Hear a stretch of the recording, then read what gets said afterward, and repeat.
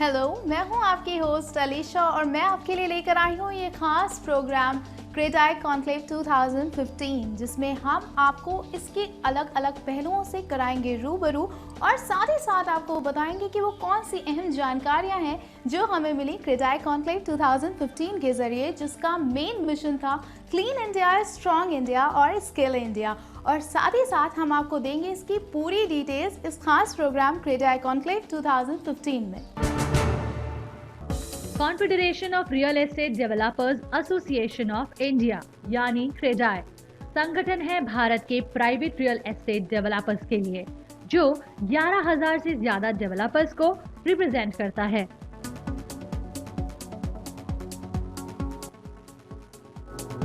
इस कॉन्क्लेव का आयोजन 15 से 17 दिसंबर 2015 तक हुआ। इस कॉन्क्लेव की शुरुआत skill development and entrepreneurship minister Shri Rajiv Pratap Rudy ने दीप प्रज्वलन के साथ की। इस कॉन्क्लेव का मिशन था strong India, skill India and clean India. उसका खास उद्देश्य भी यही था कि रियल एस्टेट सेक्टर के कारोबार को और ज्यादा स्मूथ बनाया जा सके, जिसके मुख्य पहलू रहे policy regulation, impact of real estate bill, impact of GST and FDI reform in real estate, MOU with Construction Skill Development Council of India। CREDAI conclave 2015 इसलिए भी चर्चा में रहा क्योंकि इसमें कई बड़े पॉलिटिकल लीडर्स, सीनियर फंक्शनरीज और एक्सपर्ट ने शिरकत करी। साथ ही अपने एक्सपीरियंस और फैक्ट पर बेस्ड डिस्कशन के जरिए जरूरी की पॉइंट्स को सबके सामने रखा, खासकर जब बात हो इकोनॉमिक, स्टेट और रियल एस्टेट डेवलपमेंट की। Mr. Irfan Razak, Chairman CREDAI, Mr. Shekhar Patel, Treasurer, CREDAI National, dignitary of the stage, my fellow CREDAI members from all over the India, respected guests, friends from media, ladies and gentlemen, a very good evening to all of you, and once again I welcome you all to the CREDAI Conclave 2015.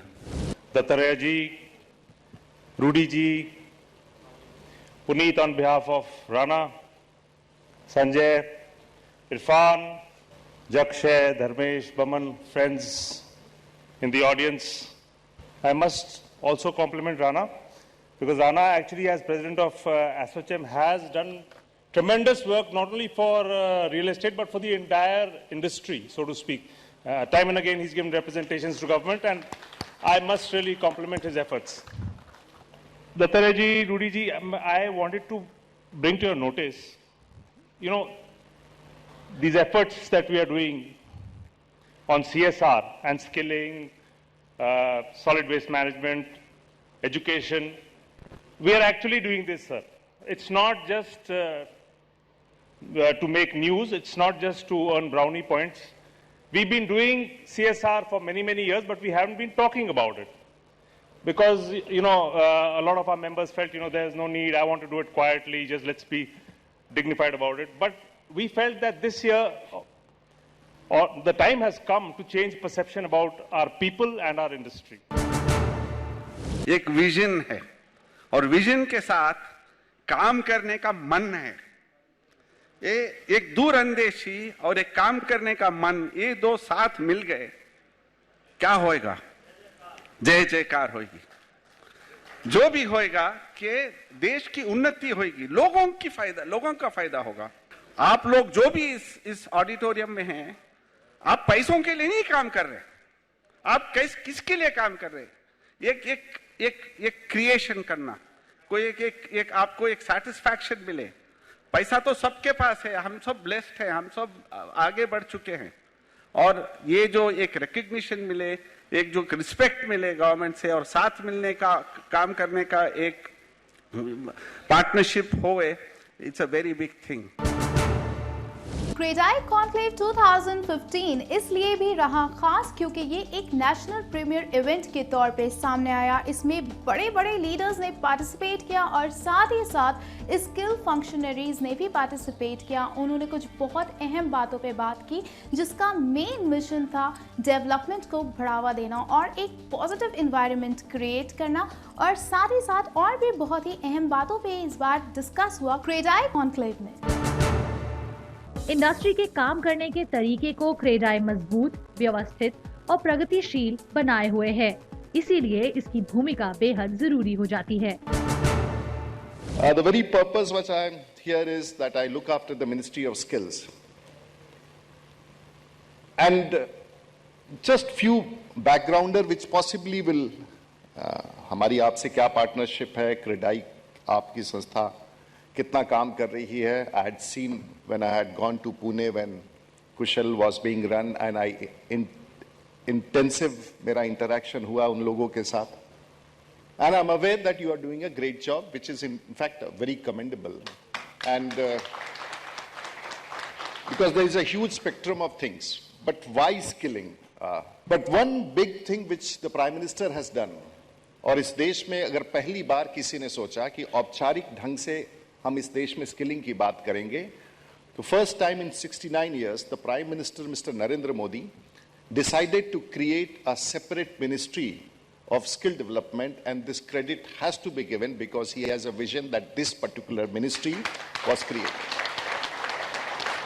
So possibly these are the things, because industry बार-बार कहती थी कि हमारे पास लोग हैं, but हमारे पास वैसे लोग नहीं है जिसको हम employment दे सकें. प्रधानमंत्री जी का ये सोचना कि 10 वर्ष की स्कूली शिक्षा बहुत important है. To have 10 years of school education is very important. 12 years of secondary education is very important. लेकिन 10 वर्ष की स्कूली शिक्षा या 12 वर्ष की सेकेंडरी शिक्षा हो सकता है आपको जॉब ना दिला सके, आपको जॉब के लायक ना हो, लेकिन 12 हफ्ते की training will make you employable, and that is the mission. And what person like me has to do is to get you that 12 weeks in a student's life, in a worker's life, to make him employable.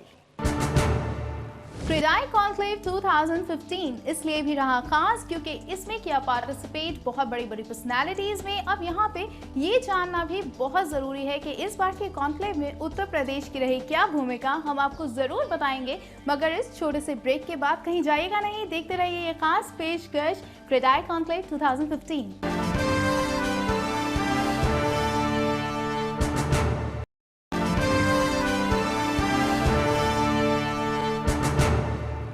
Welcome back. आप देख रहे हैं CREDAI conclave 2015. बात करें अगर उत्तर प्रदेश की development की, जो कि बहुत तेजी से हो रहा है, और आप सब जानते हैं किसी भी राज्य के डेवलपमेंट के लिए ज़रूरी है कि उसे सपोर्ट हर दिशा से मिले और उसका डेवलपमेंट सारी दिशाओं में फैले. तो वो कौन सी खास बातें हैं जो इस बार कॉन्क्लेव में सामने रखी गई और उत्तर प्रदेश के ऑफिशियल ने कौन कौन सी ज़रूरी बातें इस बार के कॉन्क्लेव में की, हम आपको बताएंगे अपने इस सेगमेंट में. बात हो अगर देश में हो रहे राज्यों के विकास की, तो इसमें सबसे पहले उत्तर प्रदेश का ही नाम आता है, जिसमें वर्तमान में छिपी है कई ऐसी नीतियां जिनको अपनाकर विकास की गति काफी तेज हो चुकी है. गवर्नमेंट ये कोशिश कर रही है कि शहरी क्षेत्रों के जो अवस्थापना सुविधाएं हैं उनको बेहतर किया जाए, उनमें आवास की विभिन्न पॉलिसी के जरिए आवास की उपलब्धता सुनिश्चित की जाए. साथ ही साथ ये कोशिश हो रही है कि डिफरेंट और नोड्स ग्रामीण क्षेत्रों की तरफ या ग्रामीण क्षेत्रों की तरफ इंफ्रास्ट्रक्चर डेवलप किए जाएं, वहाँ पर रोजगार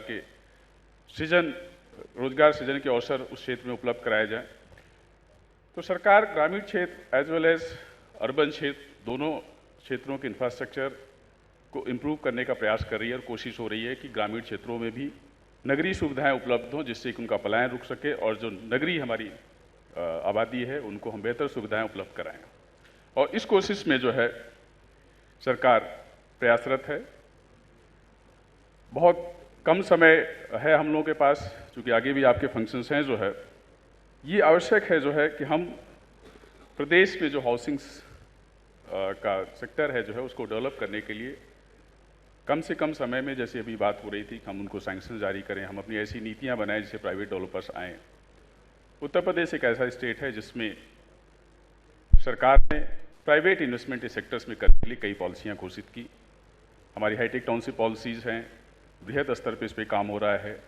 इंटीग्रेटेड हाउसिंग पॉलिसीज़ हैं, आप सभी लोग उससे मेरे ख्याल से जो लोग यूपी में काम कर रहे हैं वो अवश्य परिचित होंगे. जहां इस सेक्टर्स में सरकार सहूलियतें दे रही है और कोशिश कर रही है जो अर्बन डेवलपमेंट है वो एक प्लान तरीके से हो और प्राइवेट डेवलपर्स उसमें जो है पार्टिसिपेट करें। It lays emphasis to promote public-private partnership in housing and infrastructure development, then conservation and improvement of environment, and capacity building and MIS development. There is another policy. A lot of lands are lying in the city core areas in the form of sick or defunct industries, and there are certain polluting industries which want to shift outside the cities, but due to existing regulatory regime, it is not possible to redevelop or change the land use of such lands. So this policy has been framed with the objective to redevelop such lands and make it available for residential, commercial, and institutional uses, and to augment the green areas, parking spaces, and other public amenities in the built-up areas of the cities. There is a simplified procedure for conversion to freehold, and developers have been offered incentives in the form of free conversion of land use to higher land use or mixed use, high density, high FAR, and even 25% additional FAR is admissible free of cost, and there is permission for amalgamation of properties to enable large size of project. Janmeshwar Mishra park एक सबसे बहुत बड़ा महत्वपूर्ण project रहा है। 376 acres of green belt cleaning the lungs of the city in Lucknow in Gomti has been started, is now functional. अगर आप लोगों को कभी मौका मिले, please go visit it. Gomti is a very important part, a river out of Uttar Pradesh, और हम लोगों ने इसमें एक बजट, सरकार ने एक बहुत बड़ा allocation किया है to restore the lost glory of Gomti. Lots of engineers have put a lot of hard work, have actually made changes to the river flow. We've got projects of Japan and Malaysia to do this effectively. और इसका जो उद्देश्य रहा है वो ये है कि एक क्लीन एंड एक ब्यूटीफुल रिवर फ्रंट बने जहाँ पे एक ग्रीन लैंडस्केप के नज़रिए से playgrounds, gyms, markets, picnic spots and international standards का एक आपको महत्वपूर्ण मिले. The next initiative, of course, Kamal Bhai will speak about this also when he comes here, is UP Solar Energy Policy 2013. जैसे हम लोग अभी आपको बताने वाले हैं, 150 megawatt power plant has already been set up in UP as we speak, is in operational using solar energy. And of course, the vision of our young Chief Minister, Mr. Akhilesh Yadav ji, is very clear.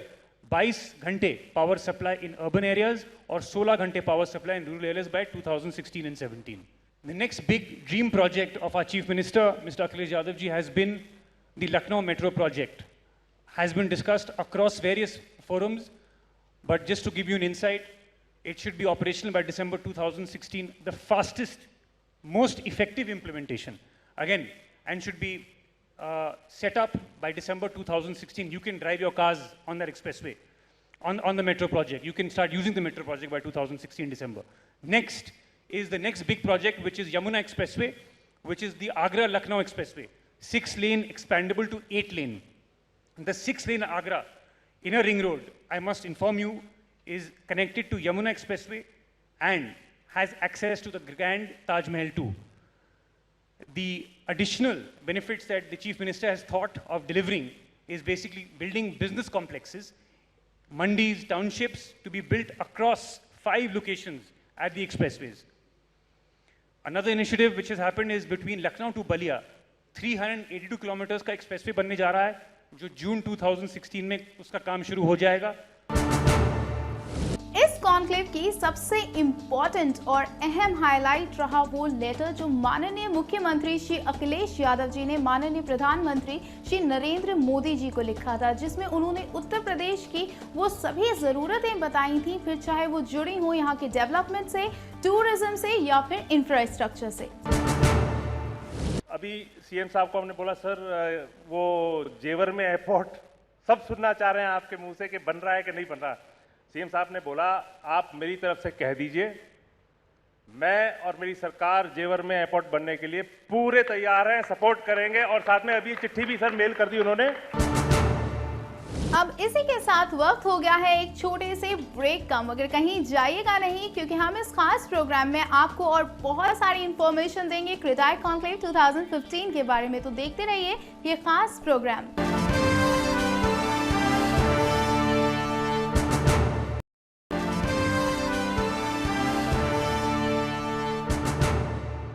Welcome back after the break. आप देख रहे हैं CREDAI conclave 2015। इस तरीके के conclave आपके और हमारे सबके लिए फायदेमंद साबित होते हैं क्योंकि इससे हमें पता चलता है डेवलपमेंट के बारे में, गवर्नमेंट की पॉलिसीज के बारे में।